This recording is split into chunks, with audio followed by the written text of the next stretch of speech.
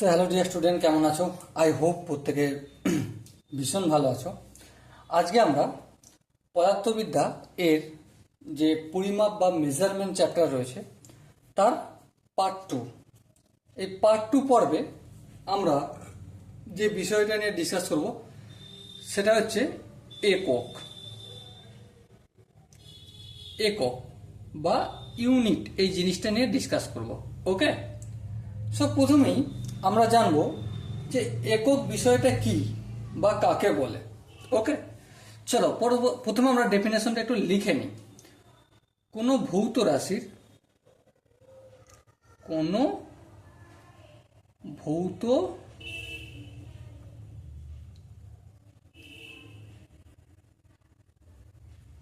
রাশির যে নির্দিষ্ট ও সুবিধাজনক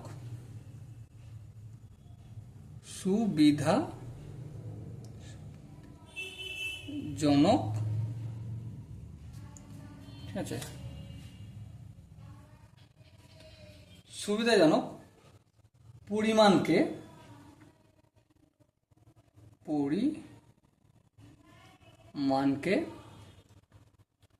প্রমাণ বিবেচনা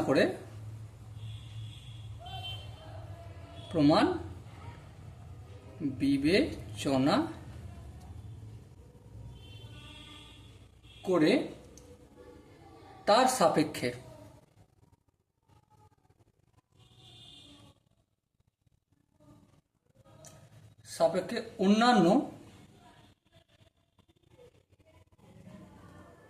অন্যান্য রাশি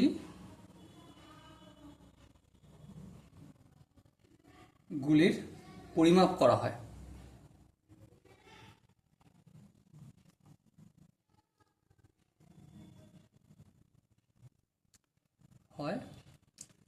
তাকে একক বলে। সো এটা তো একটা ডেফিনেশন। এবার আমাকে বুঝতে হবে যে একক বিষয়টা অ্যাকচুয়ালি কি। ওকে, দেখো, কোনো ভৌত রাশির যে নির্দিষ্ট ও সুবিধাজনক পরিমাণকে প্রমাণ বিবেচনা করছি তার সাপেক্ষে অন্যান্য রাশিগুলির পরিমাপ করা হয়, তাকে একক বলে। সাপোজ মনে করো তোমাদের স্কুলে, তোমার যেখানে টিউশন পড়ো বা তোমার স্কুলেতে 5জন ছেলে আছো, ঠিক আছে, ছেলে মেয়ে 5জন আছো। সাপোজ মনে করছি একজনের নাম হচ্ছে দীপ, অন্যজনের নাম হচ্ছে আদিত্য, আর একজনের নাম হচ্ছে তাতাই,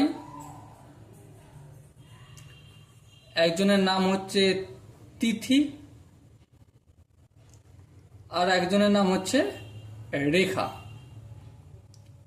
ঠিক আছে, এই 5জন একই ক্লাসে পড়ে। ঠিক আছে, সাপোজ মনে করো এদের মধ্যে তাতায়ের উচ্চতাটা স্ট্যান্ডার্ড ধরলাম এবং সুবিধাজনক তাতায়ের উচ্চতাটা। ঠিক আছে, তো তাতায়ের উচ্চতাটা সুবিধাজনক এবং নির্দিষ্ট, এটাকে আমি প্রমাণ ধরলাম, স্ট্যান্ডার্ড ধরলাম। এবারে তাতায়ের উচ্চতার সাপেক্ষে রেখার কতটা উচ্চতা বেশি বা তিথির কতটা উচ্চতা কম, বা আদিত্য তাতায়ের সমান কিনা, বা দ্বীপ তাতায়ের উচ্চতার সাপেক্ষে কতটা বড় বা ছোট, এই যে রাশিগুলিকে যে পরিমাপ করা হচ্ছে একটার সাপেক্ষে অন্যগুলোর,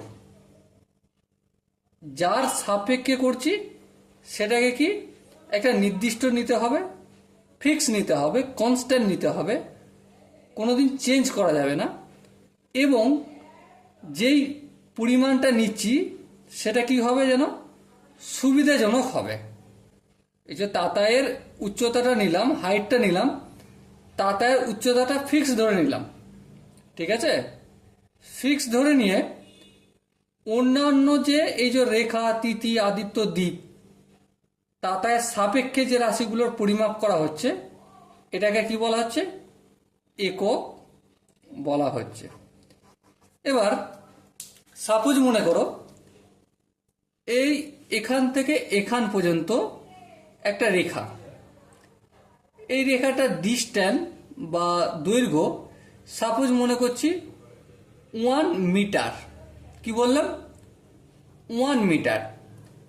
এই 1 মিটারটাকে সাপোজ আমি স্ট্যান্ডার্ড ধরে নিলাম, ঠিক আছে? সাপোজ বোঝানোর সুবিধার্থে বলছি আমি। এবারে এই যে 1 মিটার, এটাকে সাপোজ আমি এক্স বললাম, এক্স।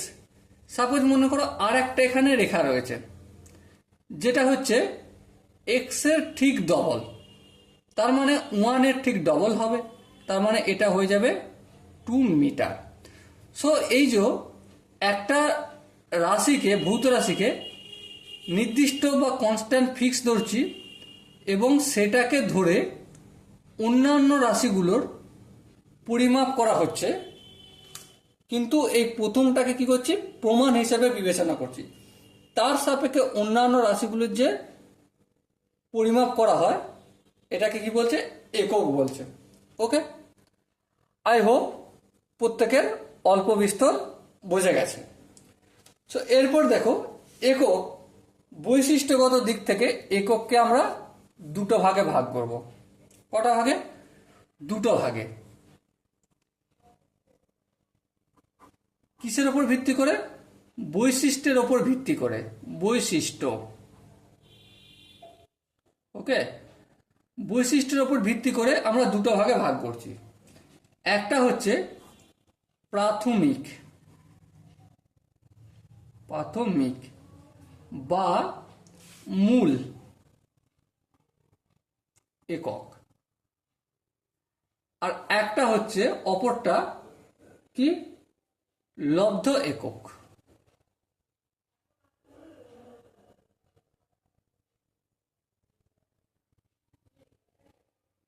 একক। এবারে আমরা প্রাথমিক বা লব্ধ একক এই বিষয়টা কি এটা একটু জানবো। দেখো, প্রথমে আমরা কোনটা জানবো? প্রাথমিক এককটা জানবো। ওকে, চলো প্রাথমিক এককটা জানছি। তাহলে হেডিং করে নিই, প্রাথমিক বা মূল একক। কি হেডিং করব? প্রাথমিক বা মূল একক। এই প্রাথমিক বা মূল একক বিষয়টা কি? প্রাথমিক বা মূল একক হচ্ছে যে সমস্ত রাশির একক, যে সমস্ত ভৌত রাশির বা রাশি বা প্রাকৃতিক রাশি যাই বলো না কেন, যে সমস্ত ভৌত রাশির একক কি হয়েছে? পরস্পরের ওপর নির্ভরশীল নয়, পরস্পর এর উপর নির্ভরশীল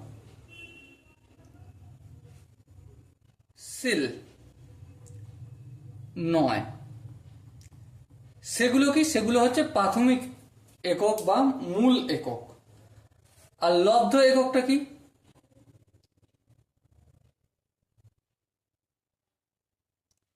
লব্ধ একক, লব্ধ একক হচ্ছে যে সমস্ত ভৌত রাশির একক, যে সমস্ত ভৌত রাশির একক কি হচ্ছে? মূল একক বা প্রাথমিক এককের ওপর নির্ভর করে। মূল বা প্রাথমিক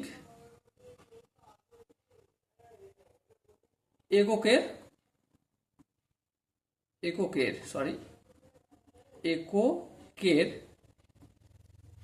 দ্বারা নির্মিত বা নির্ভরশীল, উপর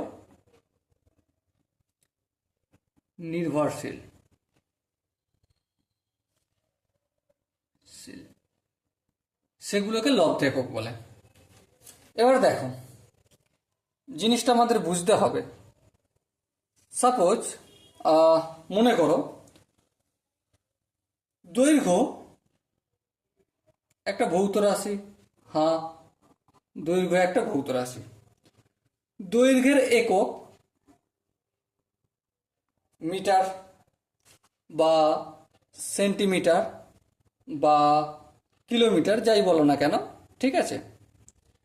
দেখো, দৈর্ঘ্যের একক তিনটে পদ্ধতিতে দেখালাম। একটা হচ্ছে এমকেএস পদ্ধতি, একটা সিজিএস পদ্ধতি, আর একটা হচ্ছে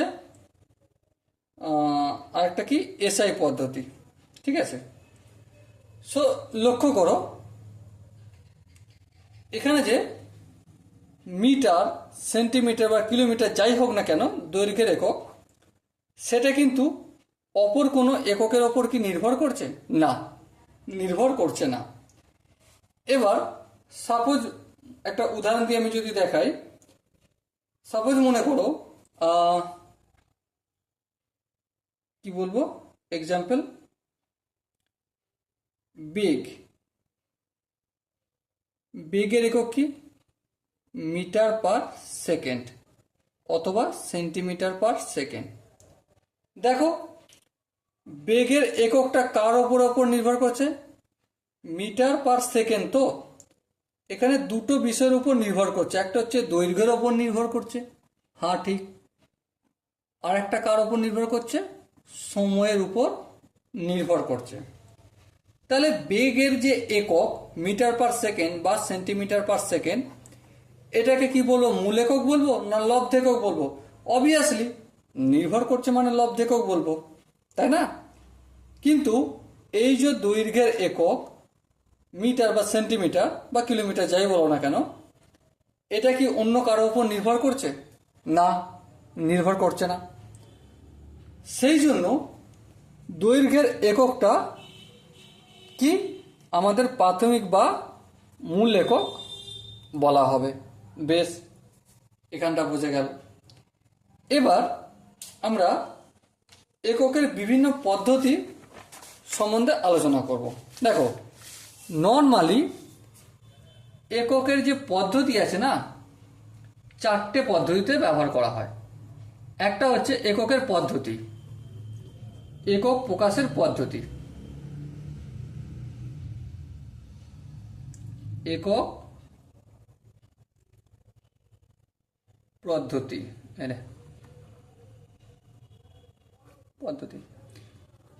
একক পদ্ধতি নর্মালি চার রকমের। একটা হচ্ছে সিজিএস পদ্ধতি। নেক্সট 2 নম্বর কি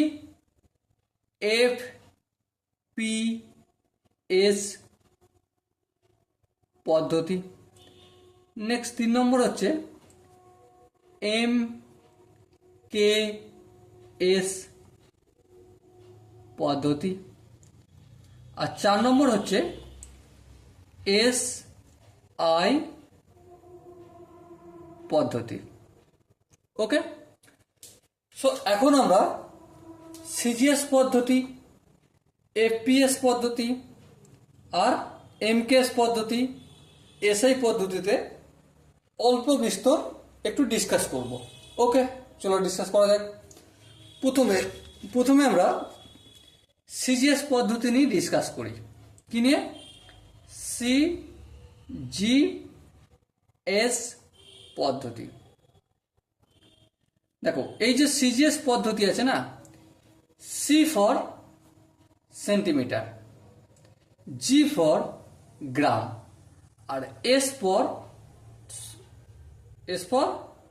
সেকেন্ড। তো এই সিজিএস পদ্ধতিতে দৈর্ঘ্যের একক কি? দৈর্ঘ্যের একক হচ্ছে সেন্টিমিটার।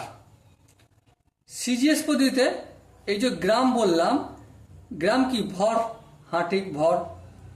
ভরের একক কি? ভরের একক হচ্ছে গ্রাম, যেটা জি দ্বারা ডিনোট করা হয়। আর এস, এস মানে সেকেন্ড। সেকেন্ড কার একক? সময় বা টাইম, ঠিক আছে।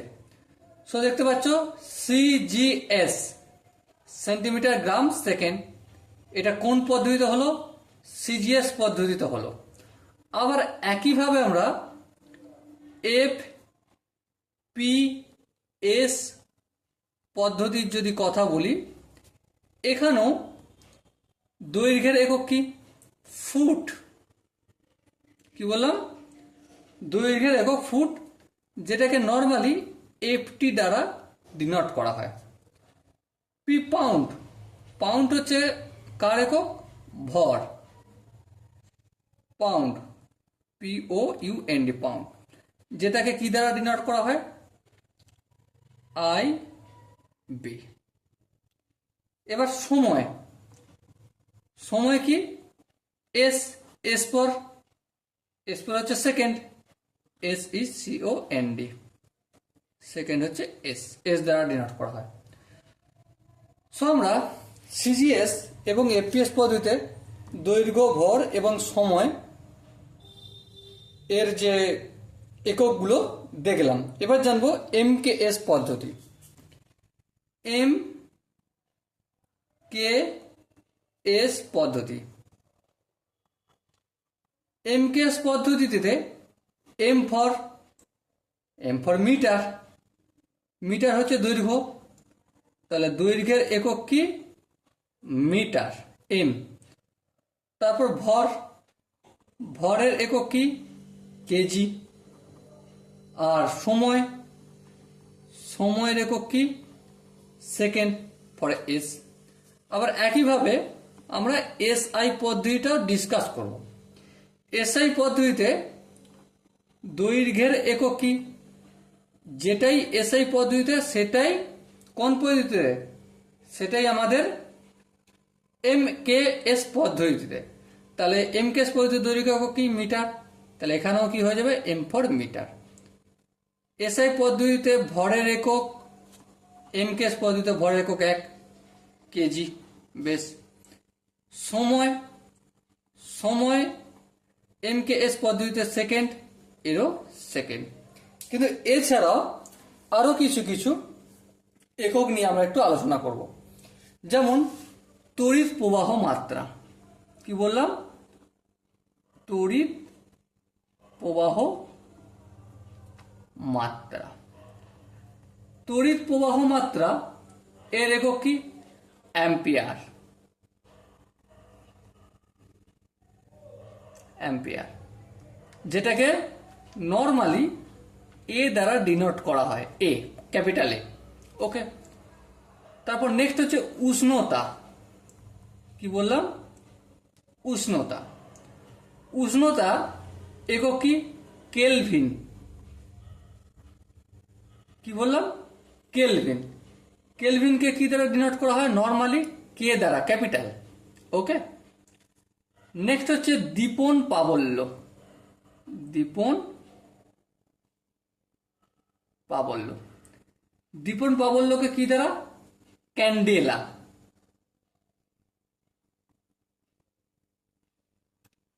নর্মালি একে small letter C and D এই দুটো দ্বারা ডিনোট করা হয়। আর হচ্ছে পদার্থের পরিমাণ। পদার্থের পরিমাণ, নর্মালি এটাকে মোল একক দ্বারা দেখানো হয়, যেটা নর্মালি ছোট হাতের MOL বলা হয়। ওকে, আই হোপ প্রত্যেকে এখান পর্যন্ত বোঝা গেছে। এবার ব্যাপার হচ্ছে বর্তমানে এসআইতে আরো দুটো একক নির্দিষ্ট করা হয়েছে। সেগুলো কি? সেগুলো হচ্ছে কোণ। কোণ মাপা হয় না? হ্যাঁ, ঠিক, কোণ। এই যে কোণের একক কি? রেডিয়ান। কি বললাম? রেডিয়ান। রেডিয়ানকে দুভাবে বলা হয়। একটা হচ্ছে স্মল লেটারে RAD, রেডিয়ান বলা হয়।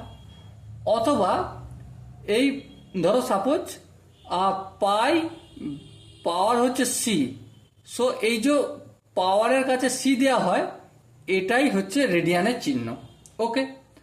আর একটা নেক্সট হচ্ছে ঘনকোণ। কি বললাম? ঘনকোণ। ঘনকোণকে কি দ্বারা ডিনোট করা হয়? স্টেরেডিয়ান, রেডিয়ান। আচ্ছা, এখানটা একটু বানানটা বলেছে, রেডিয়ান। এটা STRAD ডিনোট করা হয়। ওকে, আই হোপ প্রত্যেকের এখান পর্যন্ত বোঝা গেছে। সো এবার আমরা যে বিষয়টা নিয়ে আলোচনা করব সেটা হচ্ছে যে এককবিহীন রাশি মানে নর্মালি যার কোনো এককই নেই, তাই না? তাহলে এককবিহীন রাশি নিয়ে আমরা ডিসকাস করব। এককবিহীন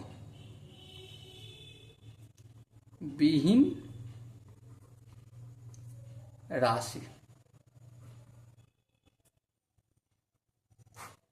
এককবিহীন রাশি এই জিনিসটা কি আমাদের বুঝতে হবে। দেখো, এককবিহীন রাশি হচ্ছে যে সমস্ত ভৌত রাশি দুটি সমজাতীয় রাশির অনুপাত। একটু লিখে নিই, যে সমস্ত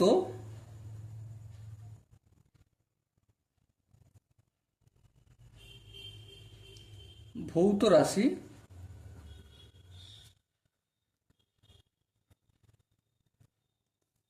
দুটি সমজাতীয়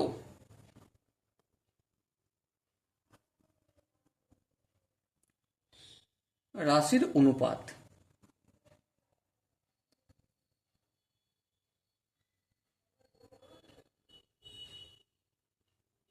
তাকে সেই সমস্ত ভৌত রাশির সেই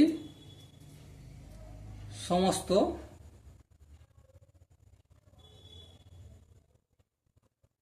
ভৌত রাশির কোনো একক না থাকায় তাদের এককবিহীন রাশি বলা হয়। উদাহরণ হিসেবে যদি বলতে হয় তাহলে কি হবে? পারমাণবিক গুরুত্ব, পারমাণবিক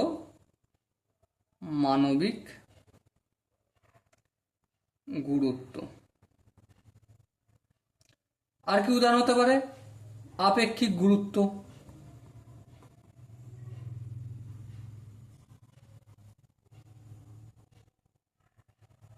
ঠিক আছে? তো বিষয়টা কি সেটা আমাকে মন দিয়ে প্রথমে বুঝতে হবে। বিষয়টা দেখো, যে সমস্ত ভৌত রাশির দুটি সমজাতীয় রাশির অনুপাত, মানে অনুপাত বলতে কি লব ইউজ টু হর, মানে কি এটাকে আমি এইভাবে লিখতে পারি লব বাই হর। হ্যাঁ, লব বাই হর, ঠিক আছে। সাপোজ মনে করো লবেও আছে দৈর্ঘ্য, হ্যাঁ, আর হরেও আছে দৈর্ঘ্য, হ্যাঁ, দৈর্ঘ্য। তাহলে উপরের দৈর্ঘ্য নিচের দৈর্ঘ্য ক্যান্সেল আউট হবে, হ্যাঁ, তাহলে 1 হয়ে গেল, হ্যাঁ ঠিক। তাহলে এখানে কোনো একক আর থাকবে না। তাহলে আলটিমেট বিষয়টা হচ্ছে কিছু কিছু ভৌত রাশির যেগুলো সমজাতীয় তাদের অনুপাত হয়, সেই সমস্ত ভৌত রাশির কোনো একক থাকে না। যেমন উদাহরণ হিসেবে বলে কি বলা আছে? পারমাণবিক গুরুত্ব, আপেক্ষিক গুরুত্ব, এগুলো কি এককবিহীন রাশি, এর কোনো একক থাকে না। এবারে এককবিহীন রাশি যখন আমরা বুঝলাম, এটা কি বুঝলাম? এককবিহীন রাশি বললাম। এরপর আমরা জানবো মাত্রা কি জিনিস। কি জানবো? মাত্রা। দেখো, মাত্রা হচ্ছে নর্মালি কোনো ভৌত রাশিকে, ঠিক আছে, দৈর্ঘ্য, ভর আর সময়, এটাই তো মূল রাশি। হ্যাঁ, কোনো ভৌত রাশিকে যখন দৈর্ঘ্যের রাশি, ভরের রাশি আর সময়ের রাশি, এদের এই তিনটি রাশির সাহায্যে প্রকাশ করা হয়, তখন কি হয়ে যাবে? সেটা মাত্রা বলা হয়। যেমন ধরো, তাহলে একটু লিখে দিই যদি, যেমন এক্সাম্পল হিসেবে হচ্ছে ভরবেগের মাত্রা, ভর বেগ। ভর বেগ বলতে কি বোঝাই? ভর গুণিত বেগ। হ্যাঁ ঠিক। ভর মানে কি? ভর মানে ভর ফর এম, এম দ্বারা ডিনোট করা হয় ভরকে। আচ্ছা, এল দ্বারা ডিনোট করা হয় দৈর্ঘ্যকে, আর সময়কে টি দ্বারা ডিনোট করা হয়, মানে মাত্রা। সময়ের মাত্রা হচ্ছে টি, ভরের মাত্রা হচ্ছে এম, আর দৈর্ঘ্যের মাত্রা হচ্ছে এল। ঠিক। তাহলে ভরবেগের মাত্রা কি হবে? ভরের মাত্রা কি? প্রথমে এম লিখবো। হ্যাঁ। বেগের মাত্রা কি? বেগের মাত্রা হচ্ছে, এখানটা আমি একটু করে দেখাচ্ছি, বেগ ইকুয়াল টু দৈর্ঘ্য বাই সময়। হ্যাঁ ঠিক। দৈর্ঘ্য বাই সময়। তাহলে দৈর্ঘ্যটা কি? দৈর্ঘ্য বলতে এখানে এল। হ্যাঁ ঠিক, এল লিখলাম। এবার বাই সময়, সময় বলতে টি। হ্যাঁ ঠিক। এবার লক্ষ্য করে দেখো, এম, এল আর এই টিটাকে উপরের দিকে তুলতে গেলে টি টু দি পাওয়ার -1 করতে হবে, সূচকের নিয়ম, তাই তো নাকি? দেখো সূচকের এই নিয়মটা আছে, a to the power -m equal to 1/a⁴m। হয় এটা? হ্যাঁ হয়। আবার একইভাবে এ টু দি পাওয়ার m, যদি এ টু দি পাওয়ার -m থাকে, দেখো 1/a⁴ যদি -m থাকে, তাহলে এটাকে যদি উপরে তুলতে হয় তাহলে এ টু দি পাওয়ার m হয়ে যাবে। হ্যাঁ ঠিক। তো সূচকের এই ফিনোমিনাটা আমি কাজে লাগালাম।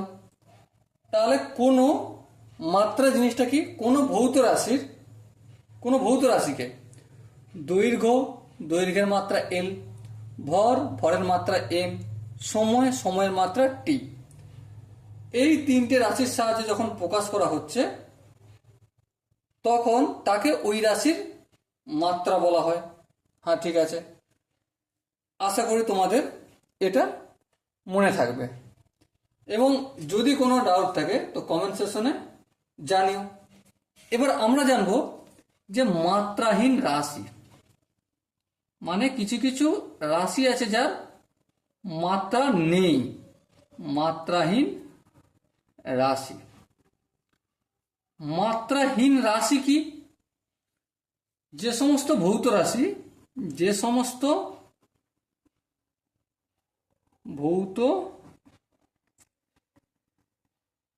রাশি দুটি সমজাতীয়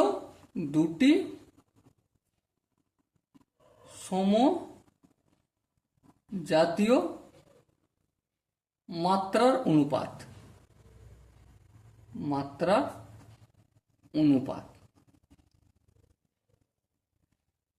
যে সমস্ত ভৌত রাশি দুটি সমজাতীয় মাত্রার অনুপাত, মানেটা কি? সাপোজ মনে করো